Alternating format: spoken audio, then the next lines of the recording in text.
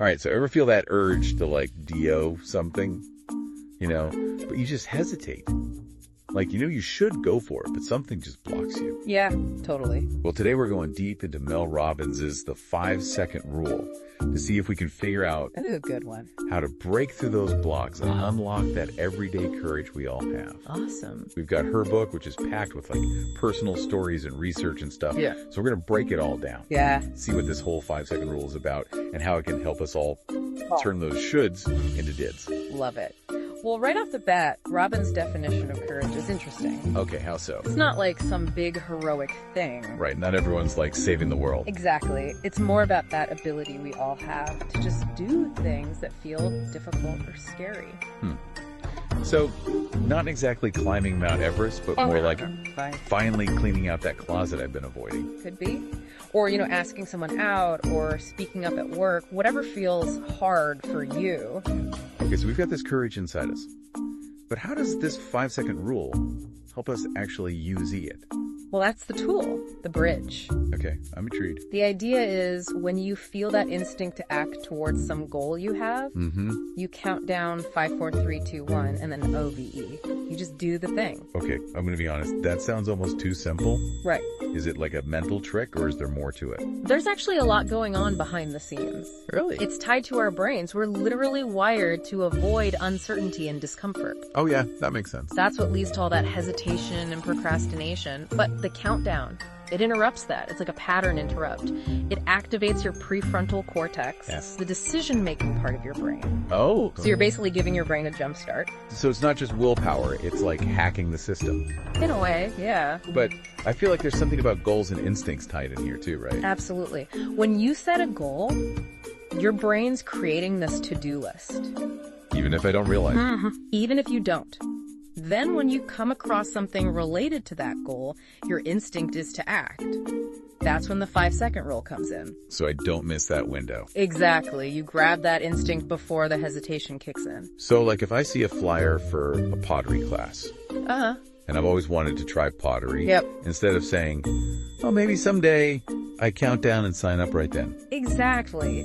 Think about how many inventions came from someone acting on a seemingly silly instinct. Like the match, Oh, well, yeah. Velcro, even the Frappuccino at Starbucks. Never thought of it that way. It's about catching those sparks before they fizzle out. And Robbins herself is a great example of this, right? Absolutely. Like she wasn't always this super confident author and speaker she is now. Oh yeah. She talks about being totally stuck before she found this rule. What was she struggling with? Everything. Finances were a mess. Oof, I've been there. She was drinking too much, feeling like a failure.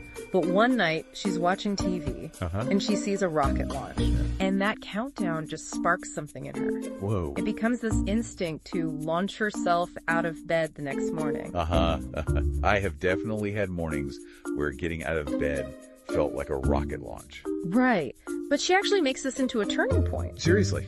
She didn't have all the answers or a perfect plan. So it wasn't about that. It was about action, even if it seemed small at the time. That one little step, Just getting out of bed. powered by the 5-second rule, Wow.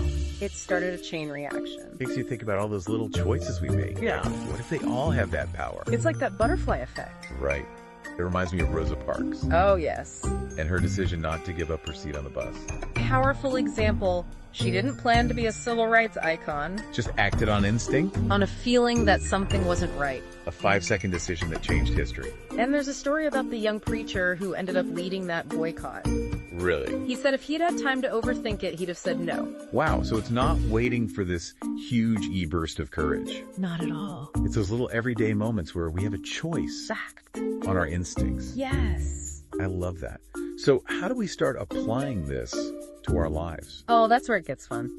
I'm ready. Robbins has so many examples. Like, what are some of the things she covers? Well, everything from procrastination and fear to confidence, managing anxiety, even relationships. Okay, so a lot to unpack. It can feel a bit overwhelming, Yeah, definitely. but it's all about showing how everyday people use this rule to make real change. Okay, well, let's start with procrastination. Oh, good one. We've all been there, right? Staring at that to-do list, feeling totally stuck. Yeah. How does this rule help with that? Well, she makes this interesting distinction between destructive and productive procrastination. Hold on. There's a good kind of procrastination. Think of creative projects. Okay, yeah. Sometimes stepping back from it lets your subconscious work on it. So those aha moments come when you're not thinking about it directly. I always feel guilty putting things off. Well, if it's truly blocking you from what needs to get done, that's destructive. Okay, that makes sense. But for that kind, the 5-second rule is a total game changer. Okay, so say I'm drowning in paperwork and can't get started. That feeling, right? Yeah.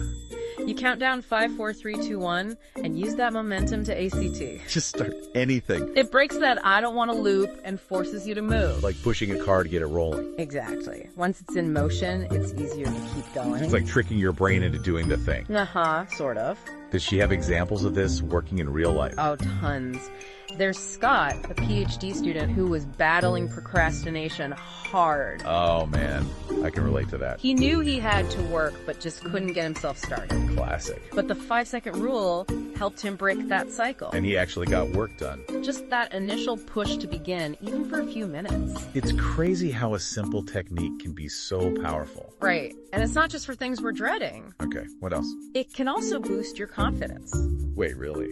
Robbins argues confidence isn't a personality trait, it's a skill. A skill? And you build it through assimilation. So the more I do things, the more confident I become. The 5-second rule helps you take those confidence-building actions even when you don't feel like it. I like that. Like, she actually did this experiment at a Cisco Live event. What did she do? She challenged the audience to introduce themselves to 3 strangers using the 5-second rule. Oh man, that's scary. It got people's hearts racing. But guess what? What happened? Even people who were super introverted felt this surge of confidence after talking to those strangers. So it's about proving to yourself you can do it. It's showing yourself you're more capable than you think. Okay, but what about when I'm feeling anxious or worried? This is where the 5-second rule shines. How so? A lot of anxiety comes from dwelling on negative thoughts and what ifs. Oh yeah, my brain loves those. This rule helps interrupt that spiral and bring you back to the present. So it's like a reset button. In a way. She tells this story about dress shopping with her teenage daughter.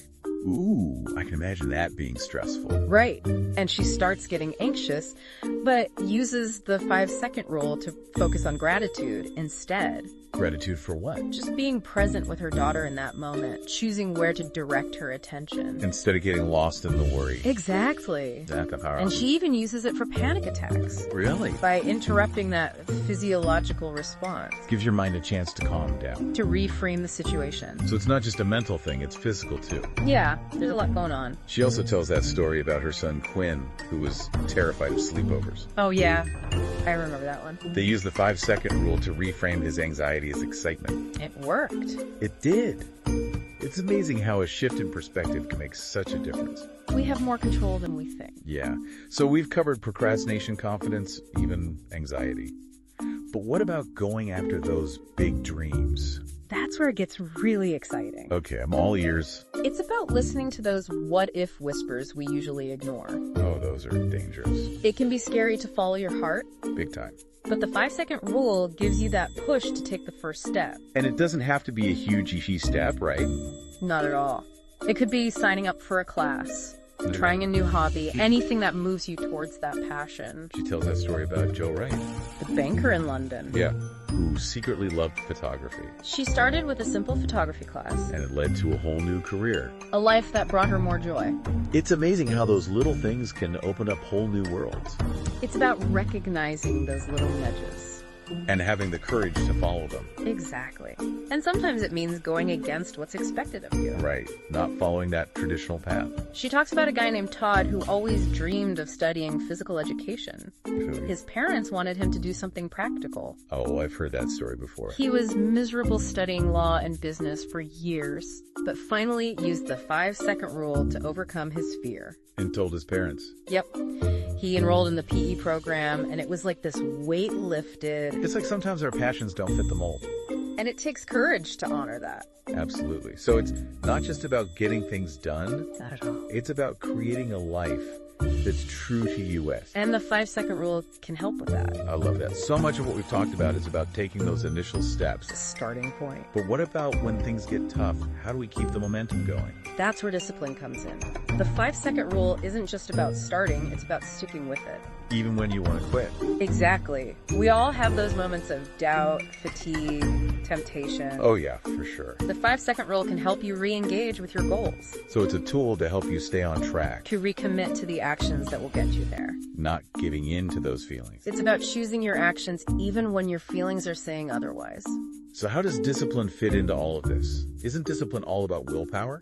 Well, she makes a distinction between relying solely on willpower and having strategies to make it easier. I see. So like setting yourself up for success. Exactly. The 5-second rule is one of those strategies.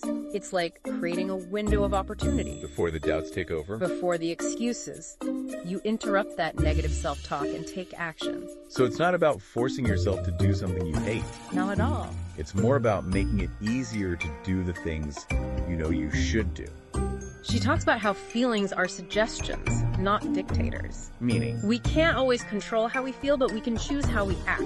That's a good distinction. Like, think about professional athletes. Okay. They don't always feel like training. I bet. But they do it anyway. Because they know to play off. They know feelings are temporary, but actions create results. It's like changing your question from, do I feel like it, to what will get me closer to my goal. Exactly. She even mentions Lin-Manuel Miranda, the guy who created Hamilton. Oh, wow. Okay. It took him 6 years to write that musical. Seriously. He had self-doubt, creative blocks, the whole 9 yards. But he kept going. One step at a time. He talked about finding that balance between not beating himself up for slow progress. Yeah. And not just sitting around waiting for things to happen. So even super successful people struggle with this stuff. The difference is they find ways to keep taking action. And the 5-second rule can be that tool. It's like that little voice in your head saying, keep going, you got this. I like that. Now, we've talked about using the 5-second rule for specific tasks, overcoming fears, and even going after big dreams. But Robbins also emphasizes the importance of routines, right? Absolutely. Having systems in place to support your goals is crucial. So it's not just about willpower in the moment, it's about setting yourself up for success. She's really open about her own morning routine and how it helps her get in the right mindset. What are some of the things she does? Well, one that I found interesting was planning her quitting time. Planning your quitting time. Isn't that kind of counterintuitive? It might seem that way, but it's about setting boundaries. Oh. Prioritizing your well-being. Oh. By deciding when you'll stop working. You're more intentional with your time. You prevent burnout. I like that. It's so easy to get caught in that always-on mentality these days. Right. And remember, Parkinson's law. Work expands to fill the time available. Exactly.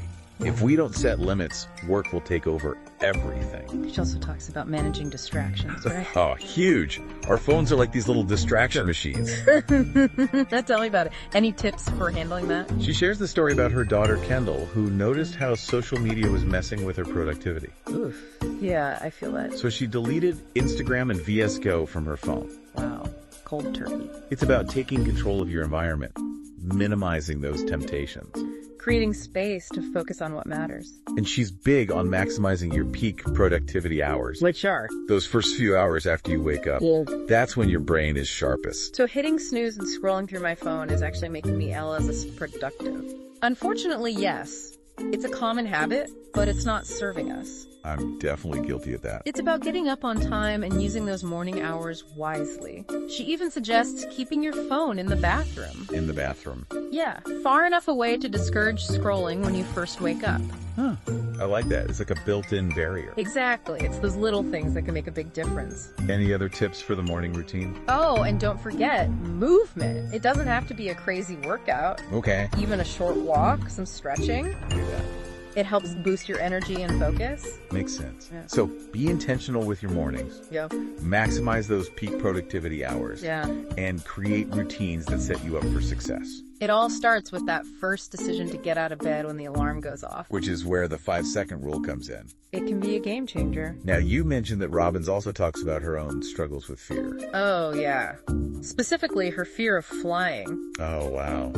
That's a tough one. And she describes it in such a relatable way. What does she say? That panic, the racing heart, the intrusive thoughts. It's something a lot of people can relate to. It's interesting how she uses the 5-second rule to deal with that fear. Not by ignoring it, Right. but by shifting her focus. She talks about counting down 5, 4, 3, 2, 1. Okay. And then she starts visualizing being at her destination. Imagining herself enjoying the trip. Exactly, and reminding herself that if she's at her destination, the plane obviously didn't crash. It's like giving her mind a different story to latch onto. Replacing the fear with something positive. That's pretty clever. And she also uses what she calls anchor thoughts. What are those? They're like little positive affirmations Oh, okay. that help ground her in the present moment and counteract the fear. That could be useful for any kind of anxiety, really. Totally. Instead of getting lost in the what if. You focus on what you can control. Exactly. She tells the story about a woman named Fran who used this technique to get over her fear of flying. And it worked. It did. Fran was amazed by how much it helped her. She said, "I can't believe how much I was missing out on by being afraid." Wow, yeah, fear can really hold us back. It can. It's like that quote from A.A. Milne.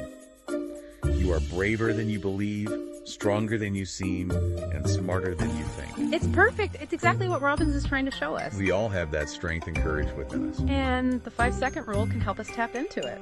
to create the lives we truly desire. And speaking of creating a life you love, Robbins talks a lot about going after those passions. Oh yeah, that's a big part of the book, isn't it? It is. It's like we all have those what-if dreams, right?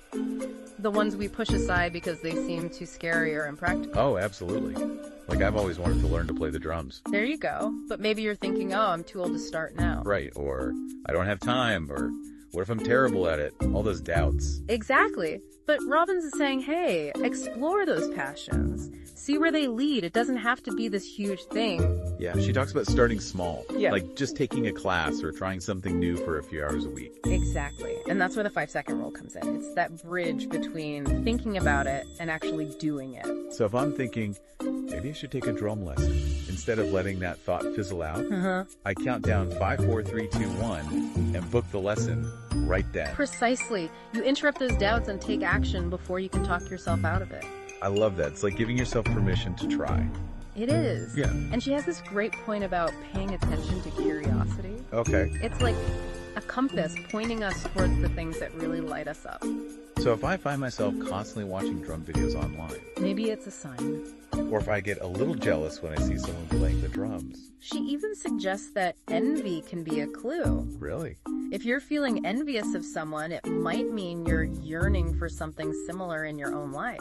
That's so interesting. It's like our feelings are trying to tell us something. They are, and the 5-second rule helps us translate those feelings into action. She tells that story about Joe Wright, the banker in London who secretly loved photography. Oh yeah, Joe's story is so inspiring. She starts with a simple photography class. And it completely changes her career. It's like that class opened up this whole new world for her. A life that felt more aligned with who she truly was. And it all started because she listened to that little voice inside saying, I want to try this. And then she used the 5-second rule to take action. It makes you realize that we all have those voices. Those little nudges. And sometimes they lead us down paths we never expected. But they can be the paths that lead us to the most fulfilling lives. Absolutely. And sometimes following those paths means going against what's expected of you. Or having those tough conversations with people who might not understand. She talks about a guy named Todd who always wanted to study physical education. But his parents wanted him to be a lawyer or something practical. Oh man, that's a classic. He was miserable for years studying things he hated. Oof, I can't imagine. But then he finally used the 5-second rule to overcome his fear.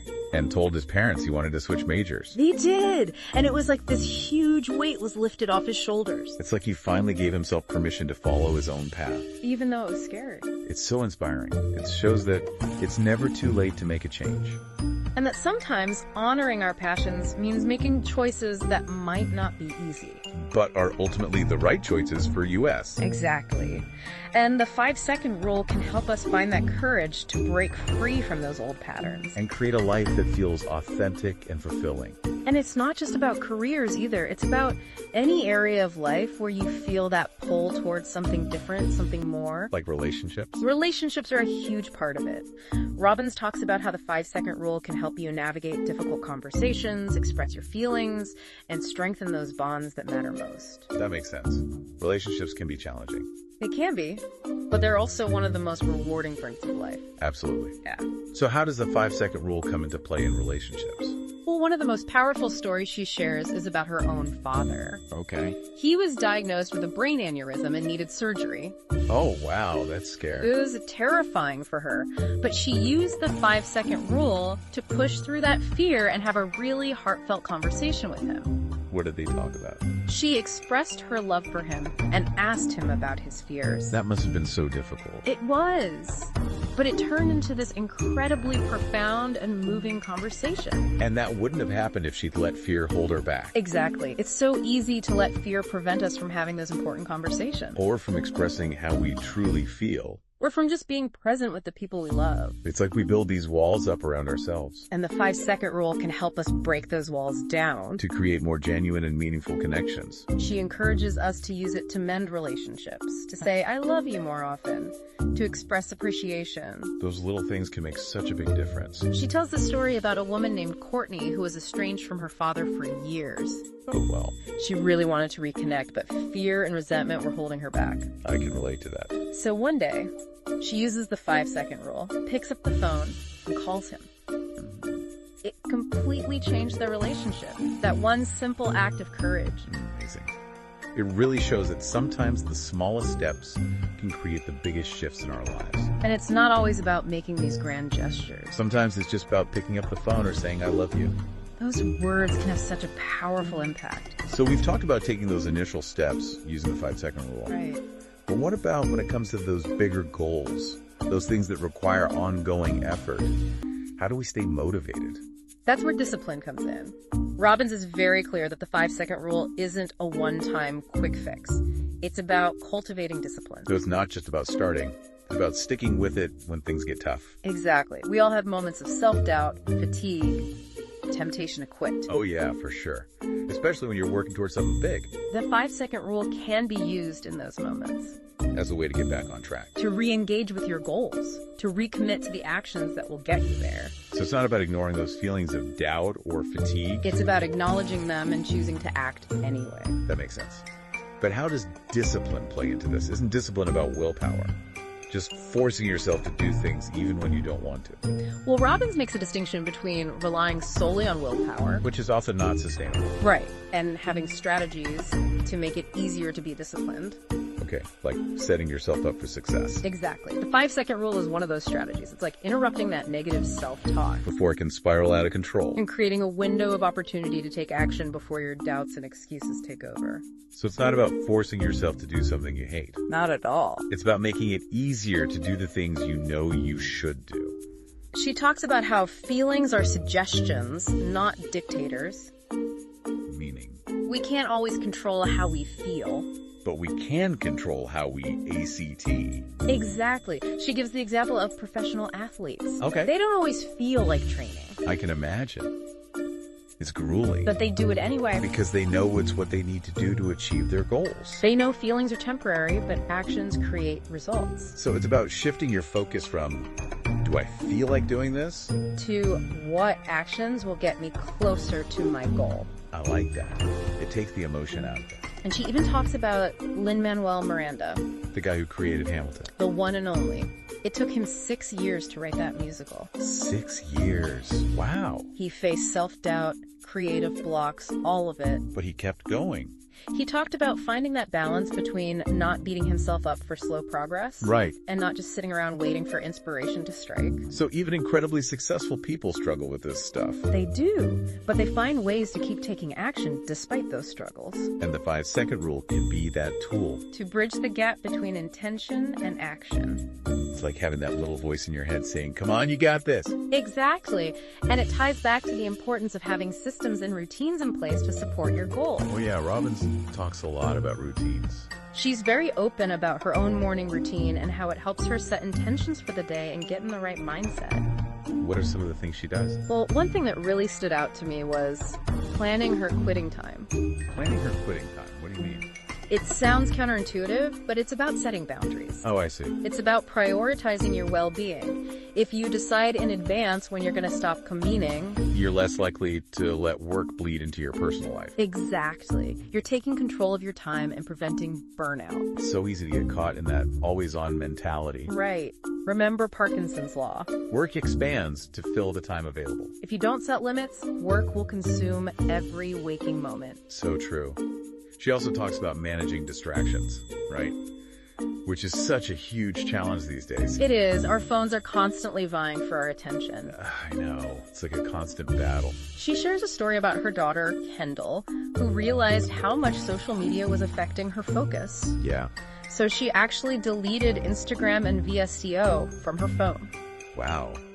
That's commitment. It's about taking control of your environment, minimizing those distractions so you can focus on what matters. It's like creating space for yourself to think and create and just be. And she's also a big advocate for maximizing your peak productivity hours. Which are? Those first few hours after you wake up, that's when your brain is at its sharpest. So hitting snooze and scrolling through my phone is actually making me ill-productive. Unfortunately, yes. It's a common habit, but it's not serving us. I'm definitely guilty of that. It's about getting up on time and using those morning hours intentionally. She even suggests keeping your phone in the bathroom. In the bathroom? Yeah, far enough away that you're less likely to grab it first thing in the morning. Huh, that's a good idea.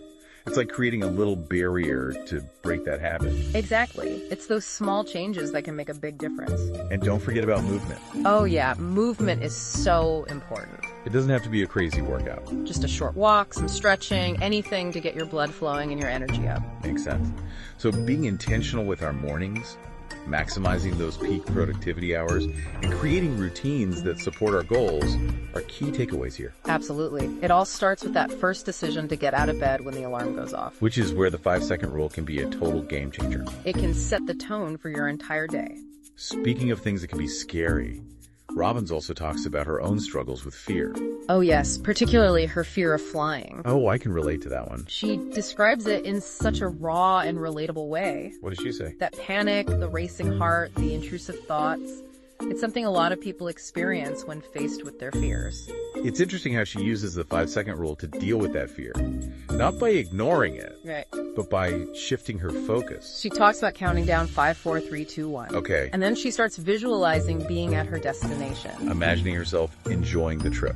Exactly. And reminding herself that if she's at her destination, the plane obviously didn't crash.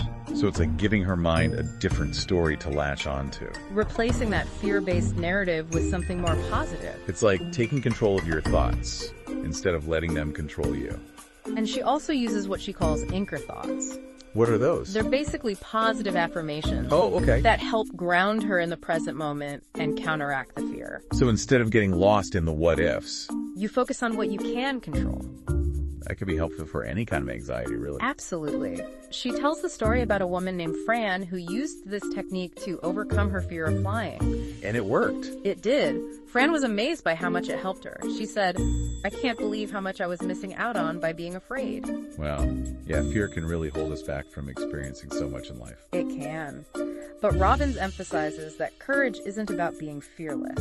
It's about acting in spite of fear. Exactly. And the 5-second rule can be that bridge between fear and action. It's like that quote from A.A. Milne.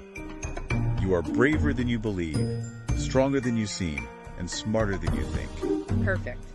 That's exactly what Robbins is trying to show us. We all have that strength and courage within us And the 5-second rule can help us tap into it. to create the lives we truly desire. It's amazing how much we've learned about this 5-second rule. Right. It's like this simple tool that can unlock so much. It's not just about getting things done either. No, not at all. It's about courage and confidence and going after what you want in life It really is about living more intentionally. and taking control. Yeah. And one of the things that really struck me was how Robbins uses this rule to deal with her own fears. Oh yeah, like with her fear of flying. Exactly. Yeah. She doesn't pretend she's not afraid. Right, she owns it. But she doesn't let that fear paralyze her. She uses the 5-second rule to shift her focus. From the fear to the excitement of the trip. To the anticipation of reaching her destination. It's like she's choosing a different story to tell herself. And that's a powerful thing. It really is. Because we often get so caught up in our fears. We let them control us. And we forget that we actually have a choice. We can choose how we respond to those fears. And the 5-second rule can be that tool that helps us make that choice. To act in spite of the fear. And we've talked a lot about the individual benefits of the 5-second rule. Right, like with productivity and confidence and overcoming procrastination. But Robbins also talks about how it can impact our relationships. Oh yeah, relationships are a big part of it. She even uses it to navigate those tough conversations we sometimes have to have with loved ones. It's about having the courage to be vulnerable. To speak your truth. Even when it's hard. She shares a story about using the 5-second